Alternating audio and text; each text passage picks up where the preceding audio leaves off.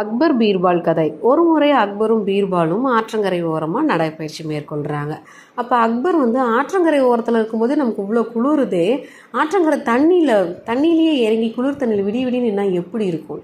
பீர்பால் யாரால இந்த குளிர் தண்ணியில் இந்த ஆற்று தண்ணியில் நிற்கிறாங்களோ விடிய விடிய இன்னைக்கு அவங்களுக்கு நான் பரிசு பொருள் தருவேன்னு சொல்கிறார். உடனே பீர்பால் அவர் பக்கத்து வீட்டில் கஷ்டப்படுற ஒரு விவசாயிக்கு உதவியாக இருக்குமேனு அவர்கிட்ட போய் இந்த விஷயத்த சொன்னதும் அவரும் அந்த போட்டிக்கு வரேன்னு சொல்கிறார். உடனே அக்பர் என்ன பண்ணுறாரு, காவல்காரர் ஒருத்தர் நிமிர்த்தி விடிய விடிய ஒரு குளிர் தண்ணியில் நிற்கிறாரான்னு நீ பார்த்து சொல்லுன்னு அரண்மனைக்கு போயிடுறார்.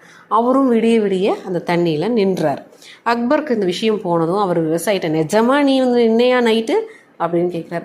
ஆமாம் அரசே, இதோ அங்கே ஒளிர்கிறது இல்லை அரண்மனையோட மாட தீபம், அந்த தீபத்தை பார்த்துக்கிட்டே தான் நான் இந்த குளிர் தண்ணியில் நின்னேங்கிறார். உடனே அரசர், அப்போ என் அரண்மனையோட தீபத்தோட வெதுவெதுப்பில் தான் நீ நிற்க முடிஞ்சிருக்கு, உனக்கு குளிர் இல்லை, தண்ணி வெதுவெதுப்பாக மாறிடுச்சு, அதனால் உனக்கு பரிசு இல்லைன்னு சொல்லிடுறார். இது கேட்டதும் பீர்பால் ஒரு முடிவுக்கு அரசர் சாப்பிட உட்காந்துருக்கார். சாப்பாடே வரவே இல்லை. இன்னும் இவ்வளோ நேரம் என்ன பண்ணுறீங்கன்னு சமையல் கட்டுக்குள்ளே போகிறார். பீர்பால் சமைக்க வேண்டிய அரிசி பருப்பு காய்கறியெல்லாம் அடுப்பு பக்கத்தில் ஒட்டி வச்சு நின்றுட்டுருக்கார்.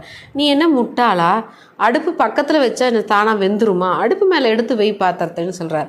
அரசே, இல்லை அரசே, அவர் மாட விளக்கோட வெதுவெதுப்பில் ஒரு ஆத்தங்கரையில் குளிரில் நிற்க முடியும் போது நம்மளால ஏன் அடுப்பு பக்கத்தில் வச்ச சாப்பாடை சமைக்க முடியாது, அதுக்காகத்தான் நான் அதை சமைச்சு முடிக்கட்டும்னு நான் காத்துக்கிட்டு இருக்கேன்னு சொல்கிறார். அக்பருக்கு பீர்பால் என்ன சொல்ல வர்றாருன்னு புரிஞ்சுது. தான் தப்பாக உணர்ந்து விவசாயிக்கு உடனே பொண்ணும் பரிசுகளும் கொடுத்து சந்தோஷப்படுத்துகிறார். இதிலிருந்து நமக்கு என்ன தெரியுது, யார் மனசையும் எதுக்காகவும் கஷ்டப்படுத்தக்கூடாது, எந்த ஒரு செயலையும் யோசித்து முடிவு பண்ணணும். நன்றி.